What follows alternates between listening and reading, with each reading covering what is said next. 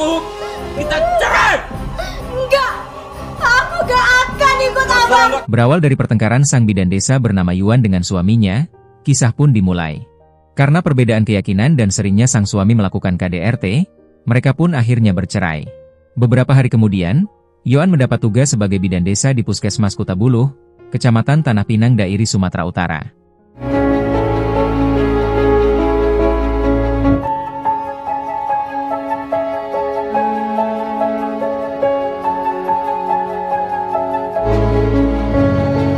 Permisi Pak, saya bidan yang mau PTT di Kutabuluh sini. Namanya siapa? Yuan. Oke.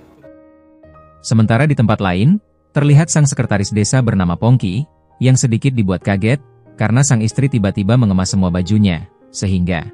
Itu baju kok kemas semua, memangnya kau mau kemana, Dek? Aku mau pindah ke kota, Bang. Wah. Aku tak betah di sini. Abang kan sudah bilang berkali-kali, abang tidak bisa tinggalkan desa ini, Dek. Pekerjaan abang banyak di sini. Ngertilah kau, Siki. Nah, kalau memang abang tak mau pindah sama aku, kita pisah saja. Pergilah kau kalau mau pergi.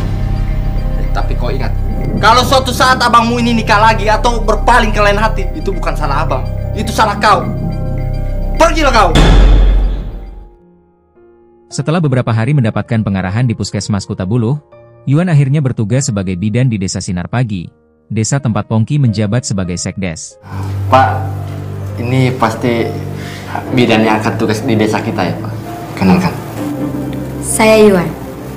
aku Pongki, sekdes di sini. Dek Yuan, kalau adek butuh sesuatu, adek langsung saja bicara sama abang.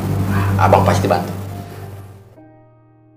Seringnya Yuan meminta bantuan Pongki, membuat keduanya semakin dekat dan mesra. Ditambah lagi mereka sudah lama tidak mendapatkan lagi kehangatan keluarga. Hingga akhirnya terjadilah tutumpakan. Ngomong-ngomong, kau sudah menikah? Abang ini bagaimana? Bukankah dengar-dengar abang sudah punya istri dan anak? Abang memang sudah punya istri. Abang juga sudah punya anak. Tapi hidup abang sudah seperti budak. Istri abang sudah tak mau balik lagi sama abang. Kalau kau bagaimana? Sama bang, aku sudah cerai. Nasib kita sama.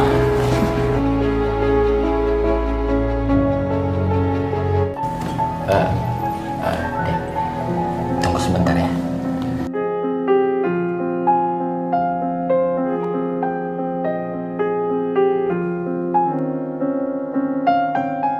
Hiup jalik jek jebret logodor jos, jurus bancet paeh, grenyem nilem, jurus helikopter, ajul gedang. Sengket kalapa dilakukan mereka sampai becek-becek. Maknyos bosku, maknyos, jos, endol banget bosku. Meski sudah beberapa kali dapat teguran, Yuan dan Pongki justru malah tampak semakin akrab seperti halnya suami istri. Kedekatan mereka semakin lama semakin menimbulkan keresahan warga, hingga akhirnya Pongki pun dipanggil sang kepala desa. Dan... Ini gaji kamu. Terima kasih banyak, Pak. Oh ya, apakah benar kamu itu berpacaran sama bidan yang ada di kampung ini? Memangnya kenapa ya, Pak?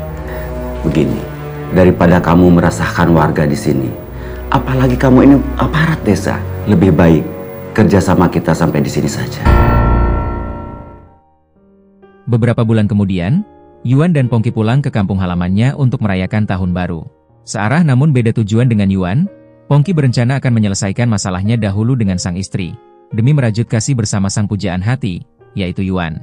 Abang tidak bakalan lupa sama janji abang. Abang kan sangat cinta sama kau.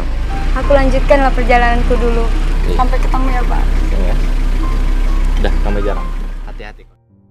Pongki kemudian meminta bantuan Ema tua untuk menyelesaikan masalah dengan istrinya, dan apa yang terjadi. Ada apa kau kemari? Aku kemari mau minta tolong sama emak. Jadi aku ingin bercerai sajalah sama dia, Mak. Kenapa rupanya? Tak sanggup aku, Mak. Maksud kedatangan kami kemari mau meneruskan niat si Pongki.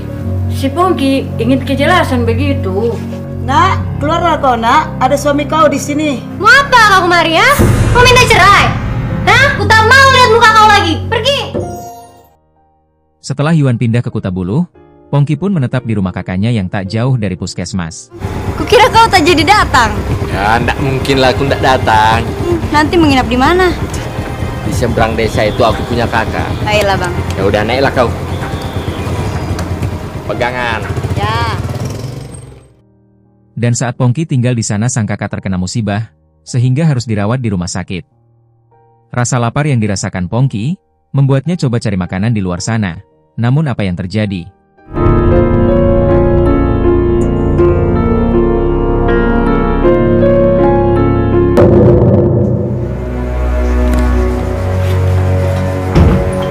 Bagaimana keadaan abangmu, Bang? Dari mana saja kau? Semalam kulihat kau jalan sama laki-laki lain. Laki-laki yang mana sih, Bang? Tak usah kau banyak berdusta.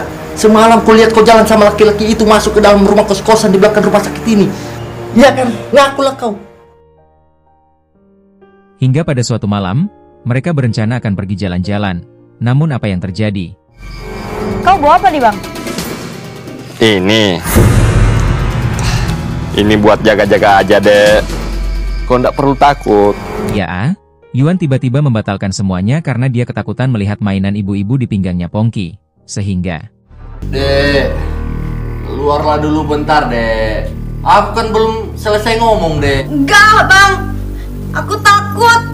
Abang bawa pisau. Kau tenanglah, aku ndak ngapa-ngapain kau. Kak, aku temuin lah. Dia kan sudah bilang nggak apa-apa. Setelah dibujuk sama teman-temannya, Yuan akhirnya mau menemui Pongki. Namun apa yang terjadi? Jadi kenapa kau tak pernah angkat telepon dan balas SMS-ku? Kau sudah punya pacar lagi?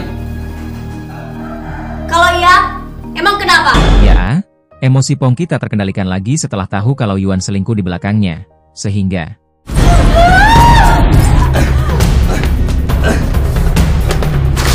Mendengar suara Yuan di luar minta tolong, kedua temannya pun segera minta bantuan kepada yang lain untuk menolong Yuan dari amukan si Pongki. Ada apa sama mereka dua? Ah, ya udah kayak gini aja. Abang cek ke sana, kau tunggu di sini. Kayaknya ada nggak beres. Baiklah, Bang.